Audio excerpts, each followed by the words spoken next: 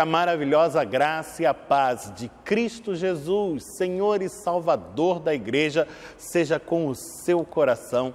Somos bem-vindos uma vez mais à presença do Deus vivo e em espírito e em verdade tomamos parte no culto do Senhor, desde já elevando-lhe um canto de glorificação, uma doxologia, cântico de número 6 do Inário Novo Cântico, o qual entoamos sob a direção da nossa maestrina e soprano Helen Heinzle, com o acompanhamento da pianista e organista Gisele Santana. Cantemos ao Senhor.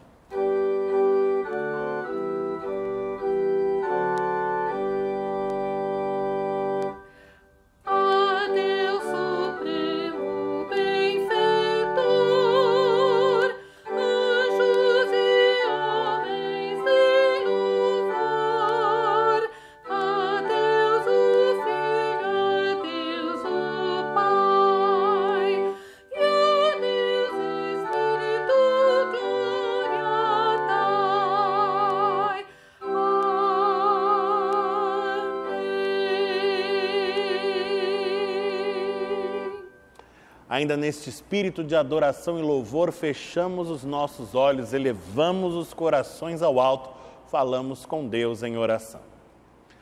Senhor nosso Deus, Pai bendito, é por obra da Tua graça que uma vez mais tomamos parte no culto que é Teu e o fazemos tomados por santa alegria, no mover do Teu Espírito. E em o nome de Jesus, elevamos a Ti a nossa oração, como expressão de adoração e de louvor. Adoração e louvor que tão somente a Ti tributamos, pois és o Deus único e verdadeiro, o Rei de toda a glória, o nosso bendito e único Salvador. Que a Ti sejam dadas honras e glórias sem medida, hoje e eternamente, sem cessar jamais. Oramos no nome do Senhor Jesus, o Teu Filho unigênito, o Messias, o Cristo. Amém, Senhor. Convido você a abrir comigo a sua Bíblia no Antigo Testamento, no livro dos Salmos, para a leitura do Salmo de número 123, salmo indicado pelo lecionário cristão para este domingo. Estamos no Antigo Testamento, portanto, no livro dos Salmos, no Salmo de número 123. Acompanhe a leitura desta passagem da Escritura que passo a fazer agora. A Ti que habitas nos céus, elevo os meus olhos, como os olhos dos servos estão fitos nas mãos dos seus senhores, e os olhos da serva na mão de sua senhora, assim os nossos olhos estão fitos no Senhor, nosso Deus, até que se compadeça de nós. Tem misericórdia de nós, Senhor, tem misericórdia, pois estamos sobremodo fartos de desprezo. A nossa alma está saturada do escárnio dos que estão à sua vontade e do desprezo dos soberbos. Bendito seja o Senhor pela sua santa palavra. Amém. Esperamos no Senhor. Nossos olhos estão fitos nas suas mãos, pois sabemos que elas estão estendidas na direção do seu povo para nos abençoar. Bendito seja o Deus da nossa salvação. Nesta hora, a Ele nos volvemos, com os nossos corações contritos, elevamos a Ele as nossas preces, fazendo a confissão dos nossos pecados e clamando pela sua misericórdia, pelo renovo do seu perdão. É tempo também de intercedermos pelos nossos queridos, por todos aqueles que nos lembramos, anseiam por um favor divino e neste dia, de maneira muito especial, oramos pelo nosso país, pedindo a bênção de Deus para este novo momento que vai se descortinando à luz das eleições, que tem sua vez em todo o Brasil. Vamos pedir ao Senhor que dirija os rumos destas eleições para que venham a prover os resultados que mais beneficiem o povo sofrido da nossa nação. Temos vivido tempos muito difíceis neste país. E sabemos que a verdadeira solução, porque tanto ansiamos, só poderá vir da parte do Senhor. É tempo, portanto, de buscarmos a Deus e vamos fazê-lo com fé, pois oraremos no nome santo de Jesus. Onde você está, se puder, dobre os joelhos agora, feche os seus olhos e guarde alguns instantes de silêncio na presença do Pai Celestial. Converse com Ele no íntimo e tenha por certo que Ele ouvirá a voz do seu coração.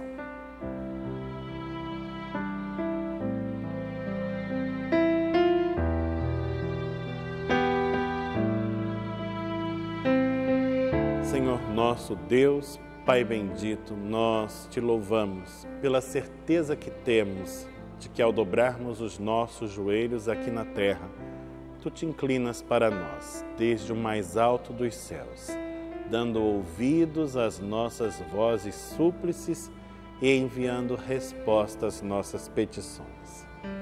Neste dia tão especial, queremos clamar-te, Senhor, em favor do nosso país. Vivemos um tempo tão difícil, onde as nossas autoridades estão tão desacreditadas. O povo sente-se desiludido, desalentado, carente de esperança. E sabemos que o renovo, porque ansiamos, e a solução que tanto desejamos para o nosso país, só pode vir de Ti.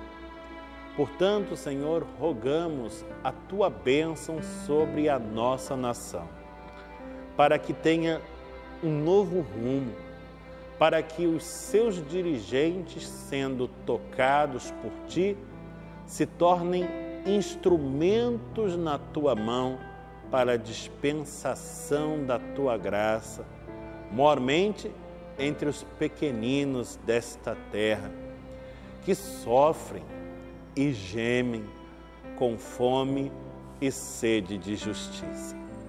Tem piedade de nós, Senhor, e sendo misericordioso, tem piedade do nosso Brasil. Dá-nos, Senhor, um Brasil diferente, um Brasil do jeitinho que sonhamos, onde as nossas crianças não estarão mais fora das escolas, sofrendo com a fome, entregues à criminalidade e ao tráfico de drogas. Ah, Senhor, não queremos mais ver famílias se amontoando nas nossas calçadas, debaixo de cobertores e dormindo sobre papelões, expostos ao sereno e largadas como coisas, como trapos, como algo menos que gente. Ah, Senhor, nós não queremos mais ver tantos escândalos e tanta corrupção nas esferas do poder. Não queremos mais andar com medo na nossa cidade, a cidade em que tanto amamos estar. Não queremos mais viver assombrados pelo temor de uma bala perdida, de um assalto, de um estupro. Não queremos mais ver o nosso bairro, o bairro de Copacabana, mergulhado em tanta degradação moral, em prostituição, pedofilia e tantas outras coisas horrendas. Ah, Senhor, tem piedade da nossa gente e dá-nos dias melhores. Que esta eleição, de alguma forma, se torne um marco, um divisor de águas, para que este novo amanhã esteja a descortinar-se desde agora. Sabemos que isto só será possível diante do Teu agir. Portanto, age, Senhor, e muda os rumos da história deste país. Esta é a prece que fazemos. No nome santo de Jesus Cristo, o Salvador bendito. Amém, Senhor.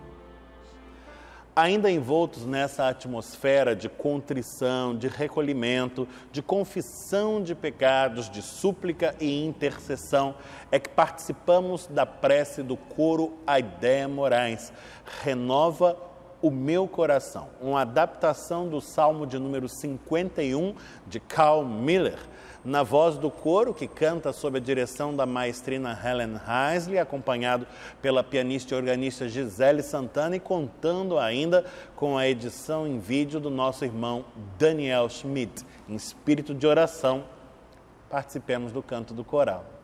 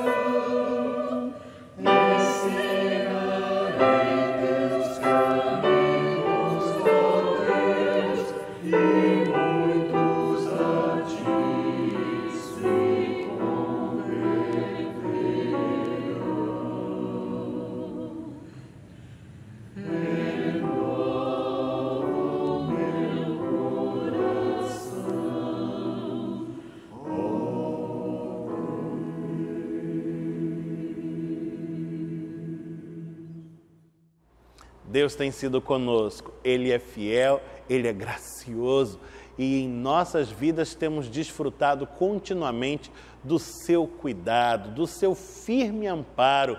Ele jamais deixa faltar coisa alguma aos que lhe pertencem. Diz o salmista: sou velho, mas já fui moço e nunca vi um justo ser desamparado, nem a sua descendência mendigar o pão. Neste momento, o momento do ofertório, damos testemunho da providência divina e do nosso desejo de continuar servindo a causa do seu reino.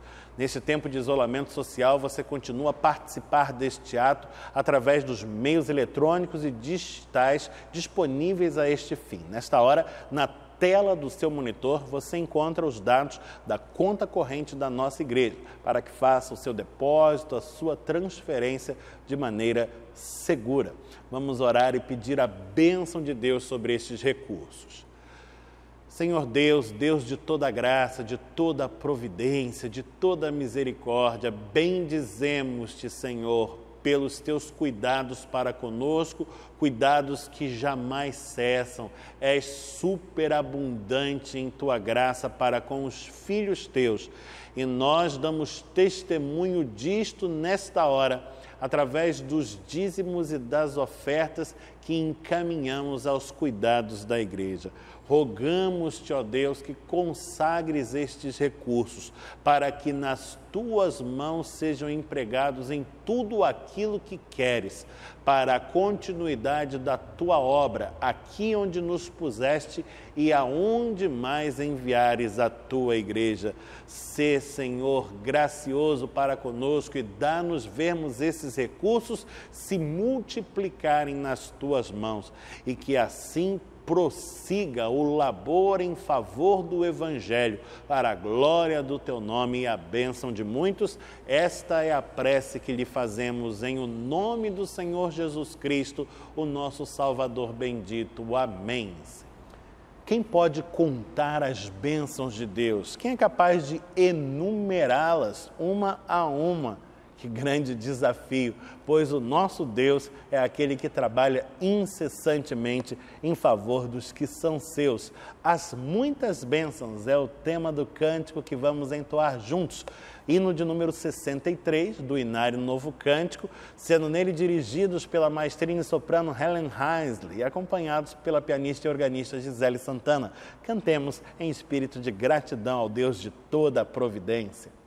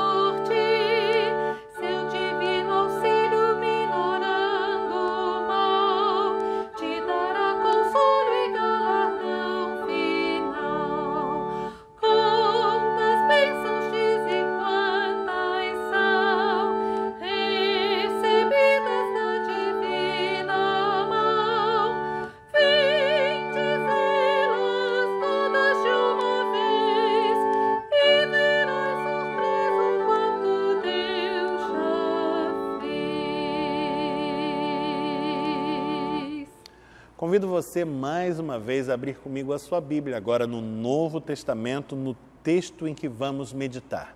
E ele está no primeiro livro do Novo Testamento, o Evangelho de Mateus. Abra comigo em Mateus, no capítulo 16.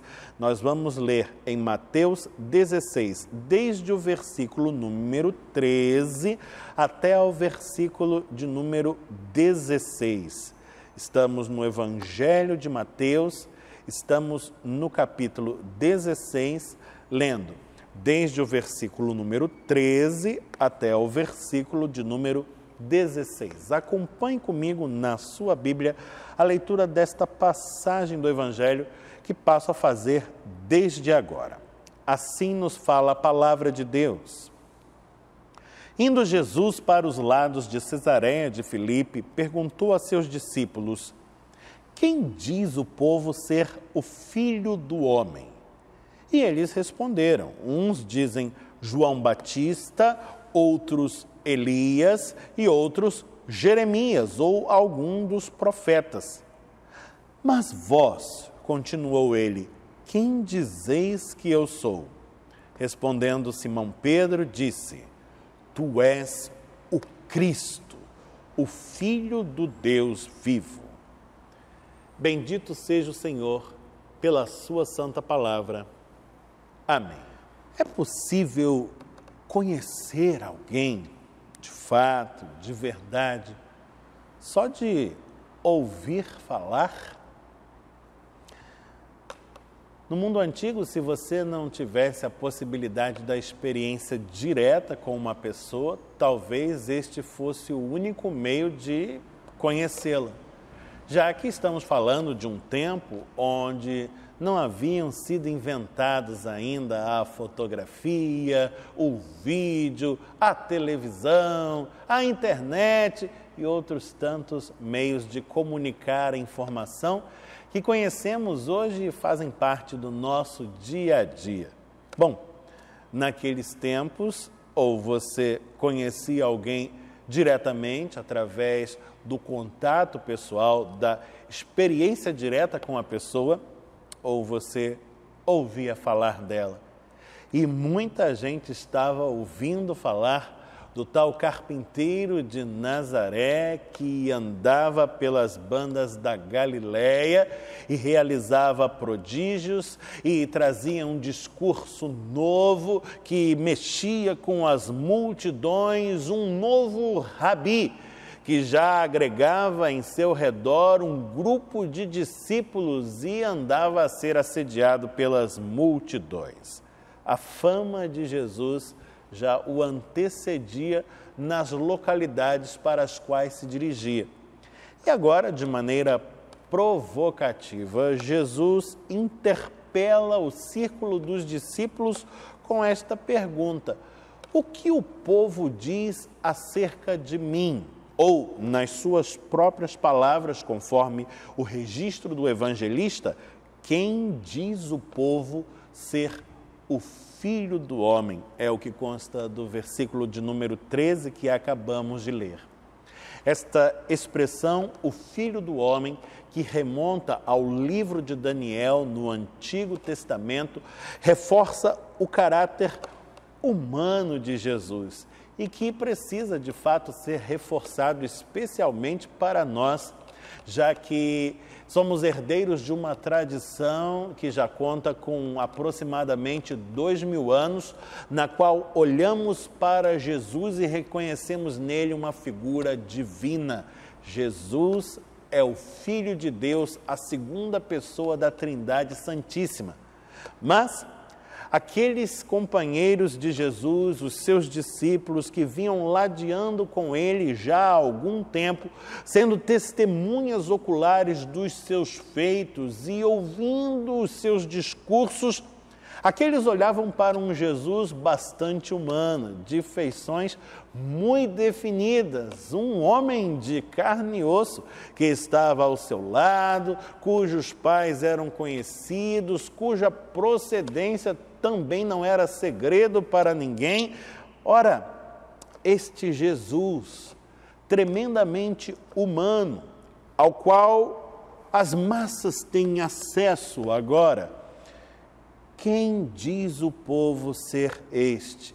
Este Filho do Homem é a pergunta feita por Jesus e que recebe da parte dos seus discípulos diferentes respostas, pois muito se tem falado acerca dele. Jesus virou notícia, ele é assunto nos mais variados círculos sociais, desde a gente miúda às autoridades religiosas e governamentais. Jesus vai se fazendo conhecido.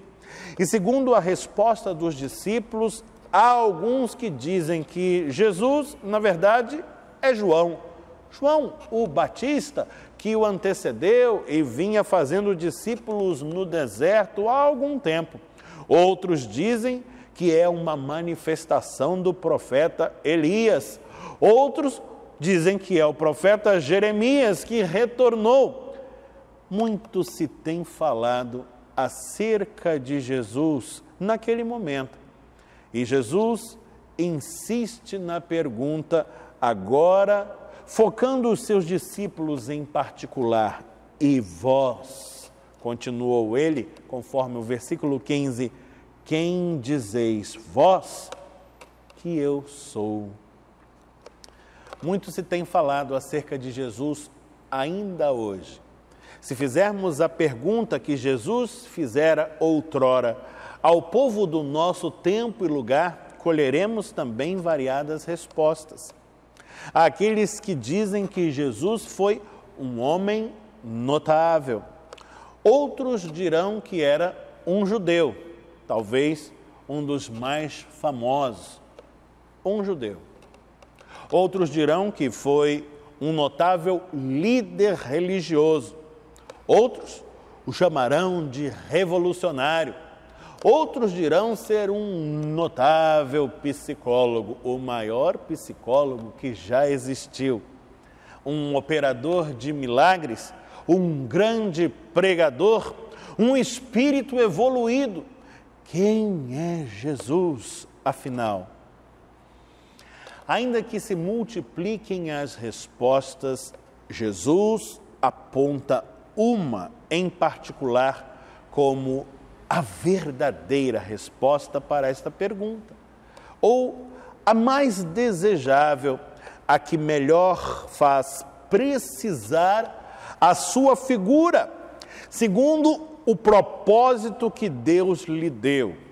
Afinal, o irromper de Jesus neste mundo se dá por desígnio divino. E a resposta aprovada, a resposta que consistirá no fundamento de toda a fé cristã e de toda a igreja por conseguinte, é aquela que é dada nos lábios de Simão Pedro, apóstolo do Senhor. Pois, respondendo Simão Pedro, segundo o versículo 16, disse: Tu, Jesus, és o Cristo, o Filho do Deus vivo. E é sobre esta resposta que vamos nos debruçar hoje. Vamos apreciar o significado que ela tem para a vivência da fé, para a vivência na fé no Deus da Bíblia, revelado na pessoa de Jesus. Ora, é tema fecundo, o assunto é profundo, jamais o poderíamos esgotar em uma simples reflexão dominical, mas por certo, ainda que não o venhamos a exaurir, seremos capazes de extrair dele lições preciosas para as nossas próprias vidas. O Filho do Deus vivo.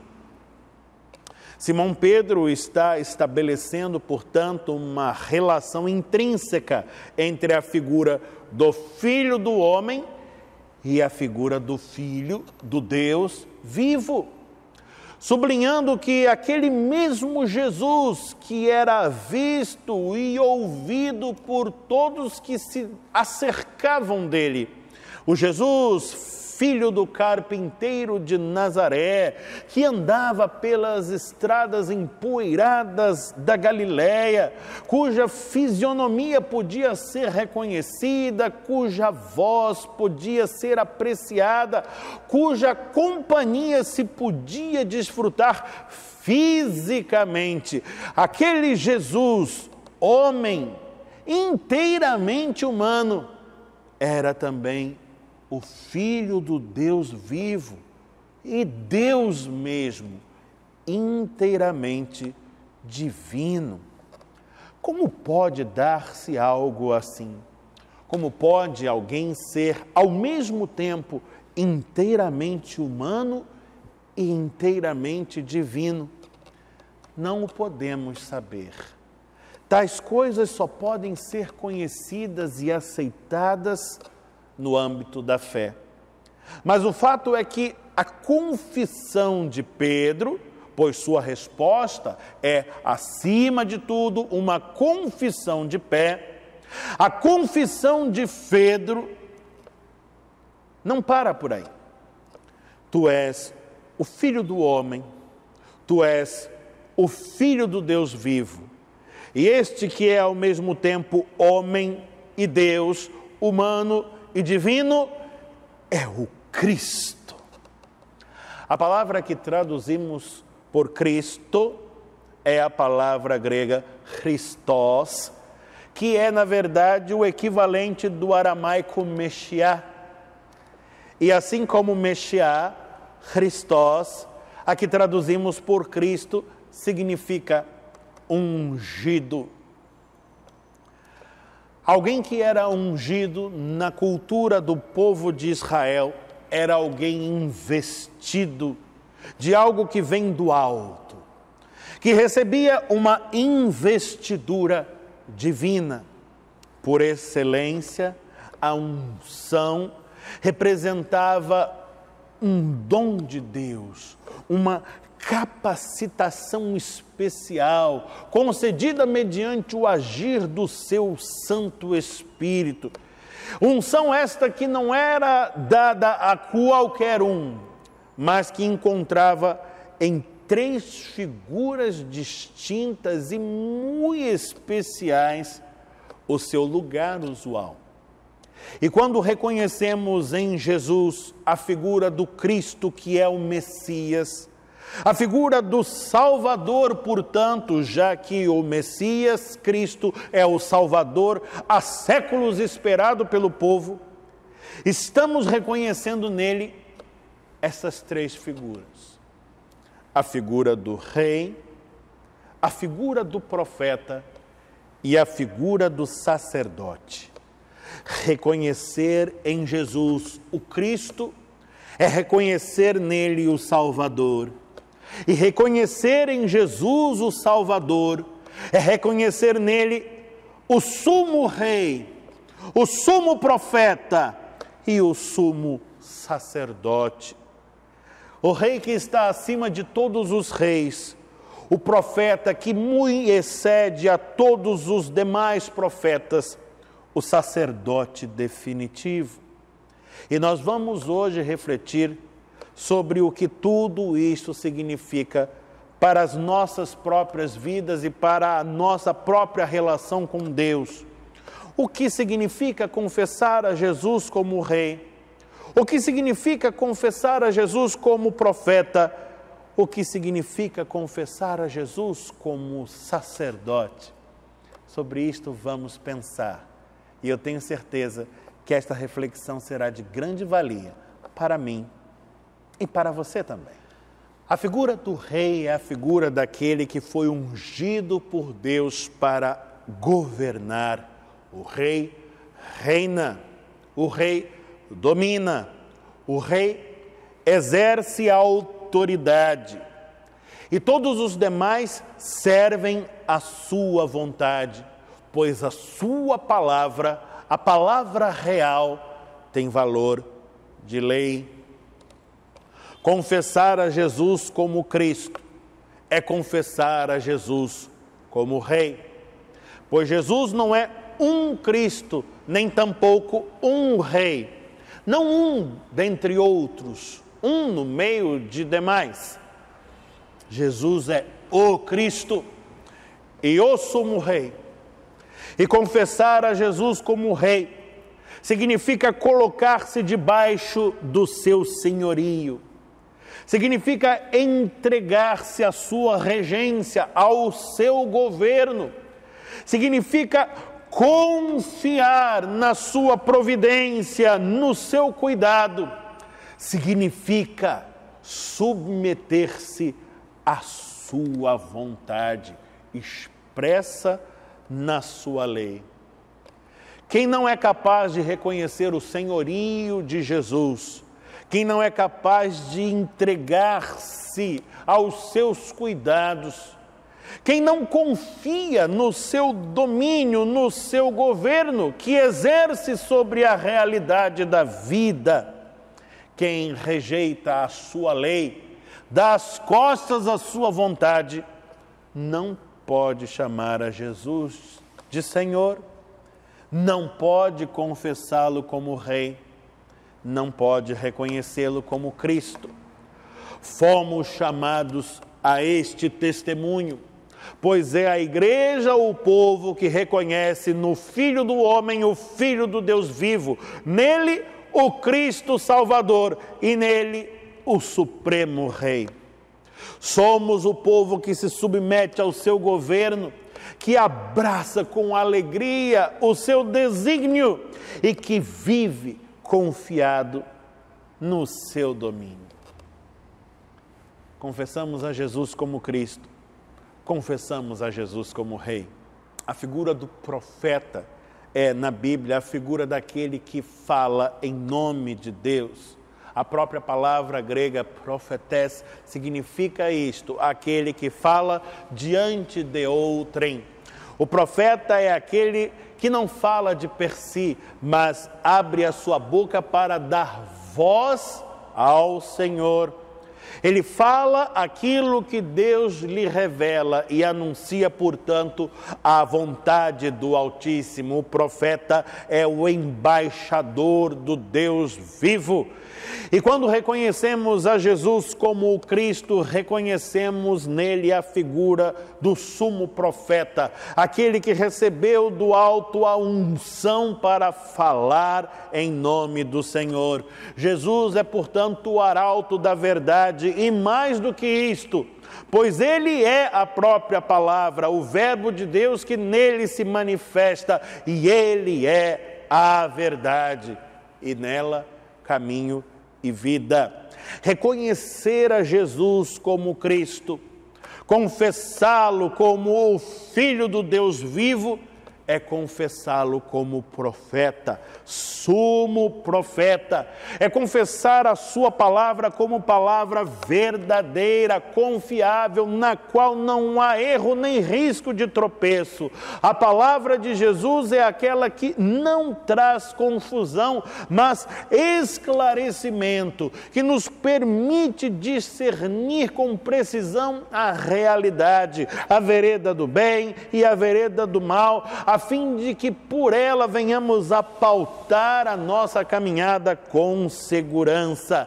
É na palavra de Jesus que reside toda a sã doutrina e por ela todo são proceder. Nesta palavra se fundamenta aquilo em que cremos, a fé que professamos e a prática de vida que devemos demonstrar. Na palavra de Jesus, a salvação para todo o que crê e também condenação para todos que lhe dão as costas. Não é possível reconhecer o Filho do Homem como Filho do Deus vivo e, por conseguinte, como Cristo, o Messias, o ungido de Deus, o Salvador, se não reconhecemos a sua palavra como a verdade. E reconheceremos a sua palavra como verdade pela fé. E daremos testemunho disto na medida em que nela pautarmos as nossas próprias vidas. Vivemos por esta palavra, nela firmamos os nossos passos e para ela é que viveremos também. Confessamos a Jesus como Filho do Deus vivo, como Cristo, um Messias ungido e Salvador. Confessamos a Jesus como Rei, confessamos a Jesus como profeta. A figura do sacerdote desempenhava um papel especialíssimo no âmbito da sociedade de Israel, da sua cultura, na qual a religião desempenhava um papel tão singular. O sacerdote era o mediador, aquele que fora ungido por Deus para servir de ponte entre o divino e o humano. Era através do sacerdote que o povo tinha acesso ao mais alto dos céus, podia levar ao Deus vivo as suas orações e receber dele renovada graça e perdão dia após dia. Sem o sacerdote, a comunicação estava desfeita, interrompida, no mínimo prejudicada. Portanto, o sacerdote era a figura indispensável à vivência da espiritualidade do povo de Israel. Em Jesus temos o sumo sacerdote definitivo, aquele que fez-se caminho de maneira insuperável, inigualável e que dispensa complementações. Ele fez do seu próprio corpo rasgado e do seu próprio sangue vertido a ponte segura pela qual agora, desembaraçados e com intrepidez, podemos nos aproximar do Santo dos Santos, da morada do Senhor. É por meio de Jesus que chegamos ao Pai, e Ele é o nosso sumo sacerdote, que nos tornou, por obra da sua graça, uma nação sacerdotal. Nós, o povo que se chama pelo seu nome, a igreja, disse o próprio Jesus: eu sou o caminho. João 14, versículo 6, disse ainda: ninguém vem ao Pai, senão por mim. Ele não é um caminho dentre outros, ele é o único caminho possível. Ninguém vem ao Pai, senão por mim, disse Jesus, João 14, 16. Ele é o sumo sacerdote que penetrou os céus, Hebreus 4, versículo 14. Não há qualquer outro que possa fazer algo parecido com o que Jesus fez, que possa lhe rivalizar, que possa aprimorar a sua obra, que é perfeita e que é cabal. Reconhecer o Filho do homem como Filho do Deus vivo, reconhecer este como o Cristo Salvador, o Messias ungido, é reconhecê-lo como Rei, é reconhecê-lo como profeta, é reconhecê-lo como sacerdote também.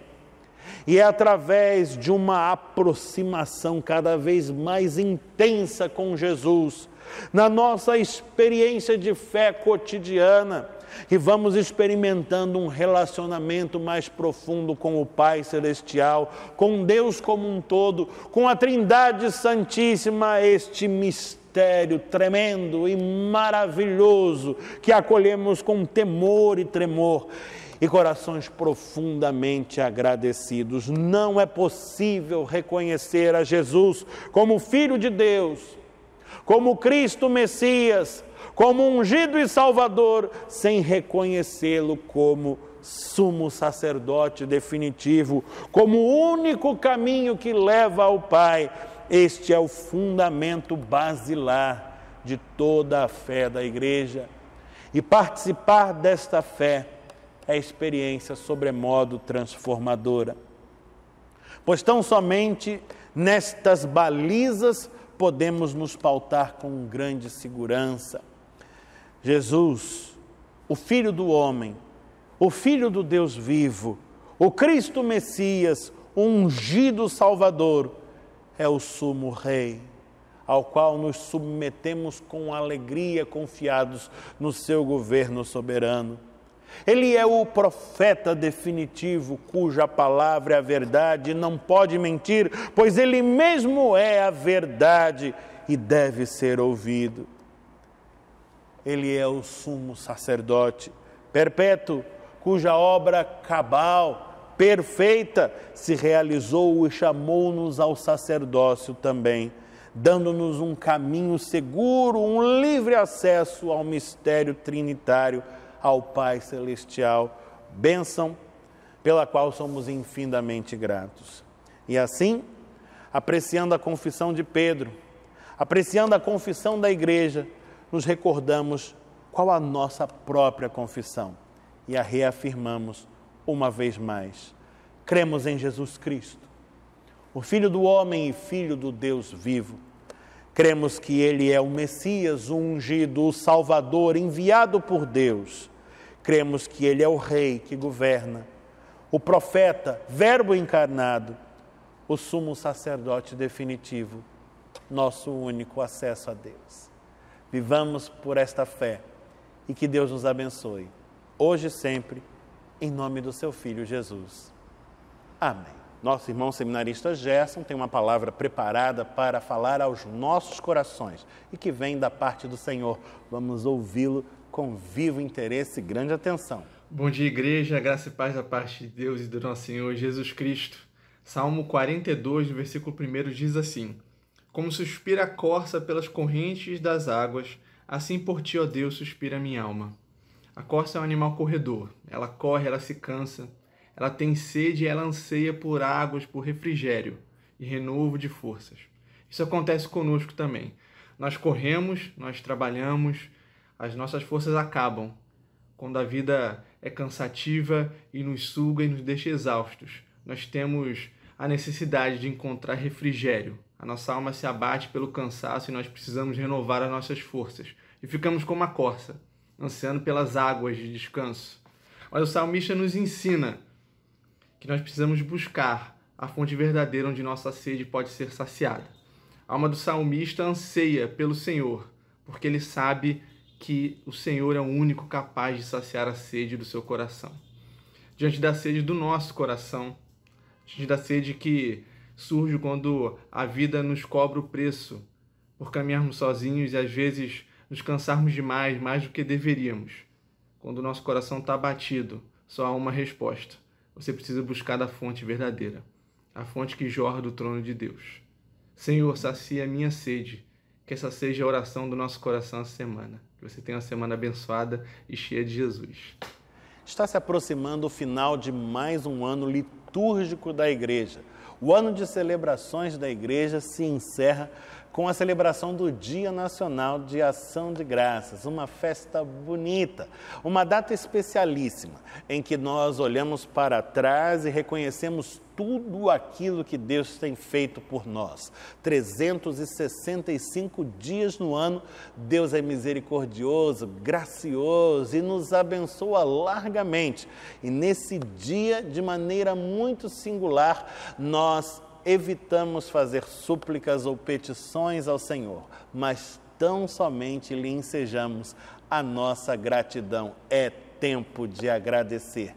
E a nossa celebração do Dia Nacional de Ação de Graças se dará aqui, através da internet. Estaremos reunidos numa sala virtual, cujo link você já encontra na descrição deste vídeo, para ali rendermos graças a Deus através dos nossos cânticos, das nossas orações e também da leitura e da meditação na sua santa palavra. Vamos participar. Reserve a data, programe-se para estar conosco.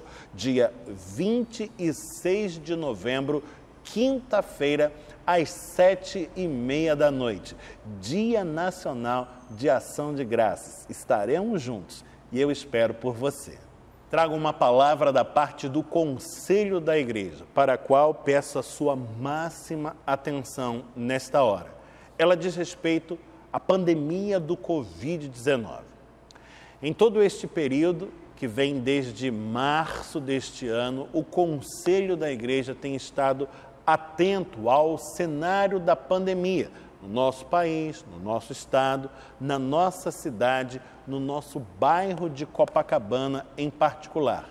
Sempre sensível às orientações advindas do Presbitério do Rio de Janeiro, nosso Concílio Superior, e também às vozes que vêm dos profissionais de saúde, dos órgãos governamentais, dos institutos especializados em pesquisa, dentre outros. Nos últimos meses, o Conselho trabalhou junto a uma comissão designada pelo próprio Conselho, um time seleto, congregando pessoas com diferentes competências e que representam diferentes segmentos da membresia da nossa comunidade. E a proposta de trabalhar com esta comissão foi permitir ao Conselho um olhar mais amplo e mais abrangente sobre um cenário que é tão complexo e tão inédito para todos nós. De maneira que o Conselho até aqui buscou pautar-se sempre informações seguras e dirigir a comunidade com sabedoria, buscando o melhor resultado a cada ação para o bem da nossa membresia e da comunidade em que estamos inseridos também. À luz do trabalho da comissão, das mudanças no cenário da pandemia em nosso país, em nosso estado, em nossa cidade, em nosso bairro, à luz das mudanças nas leis que foram veiculadas dizendo respeito a esta matéria, o Conselho decidiu finalmente apontar uma data para a reabertura da igreja a fim de realizar uma atividade de cunho presencial.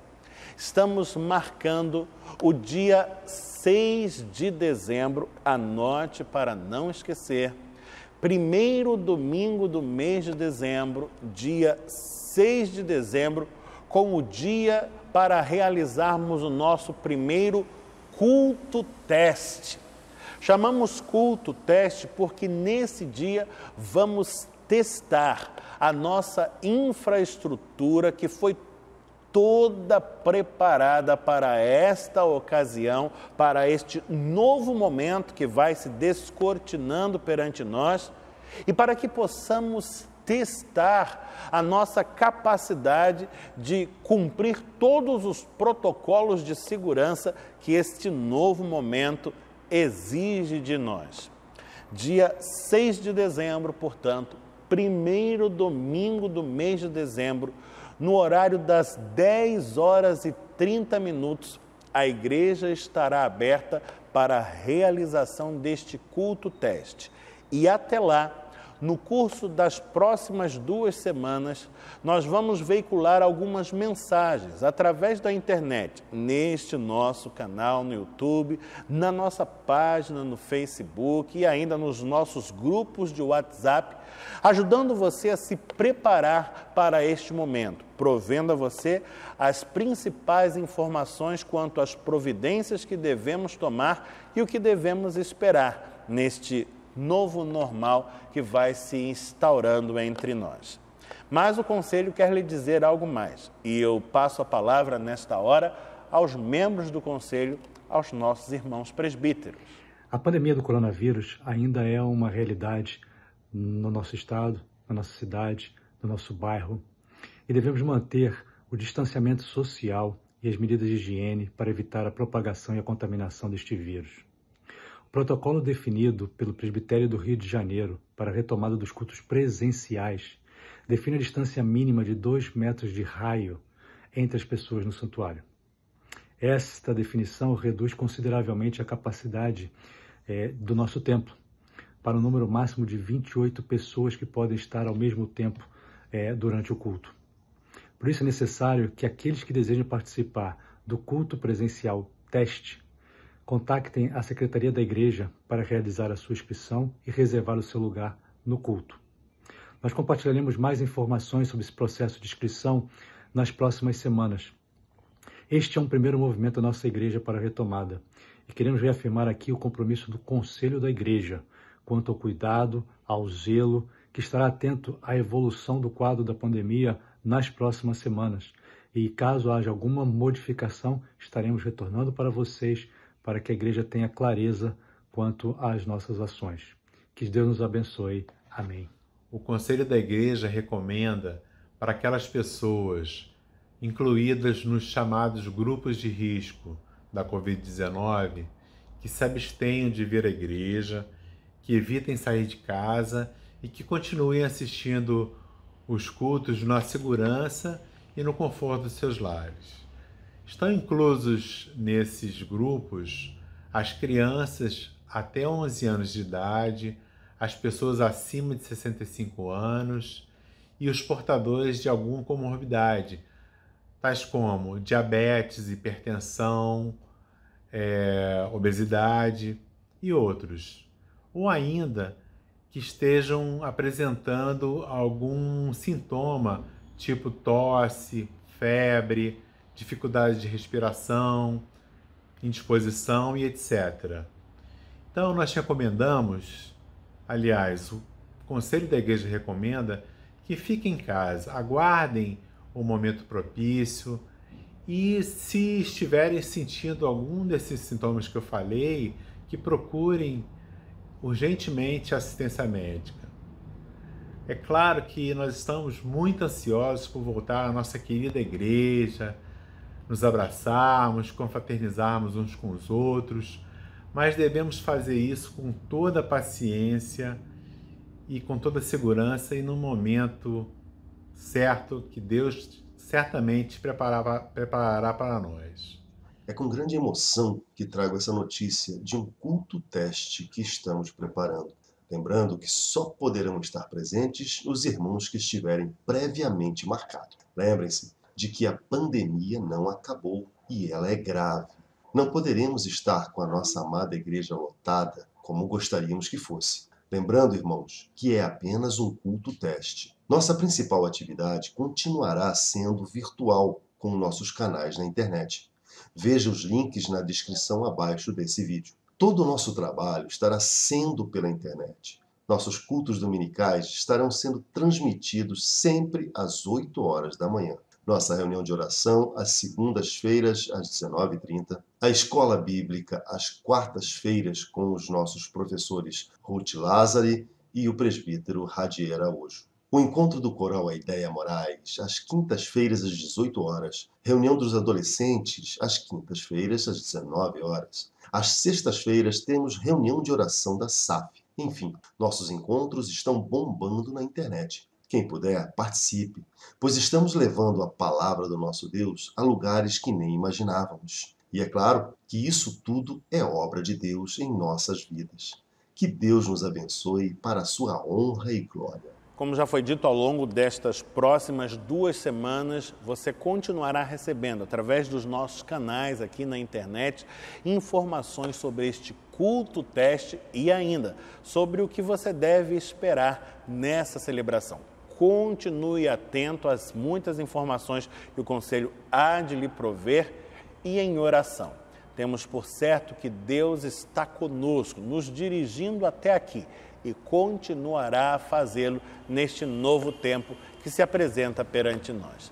Continue Deus a ser gracioso para conosco e sigamos confiantes no seu agir, em nome de Jesus. Chegamos ao final desta celebração e eu convido você a fazermos juntos a oração que aprendemos de Jesus. Ao término da mesma, recebemos a bênção do Senhor. Falemos com Deus conforme a oração do Pai Nosso. Pai nosso que estás nos céus, santificado seja o teu nome, venha o teu reino, seja feita a tua vontade, assim na terra como no céu. O pão nosso de cada dia nos dá hoje. Perdoa-nos as nossas dívidas, assim como nós perdoamos aos nossos devedores.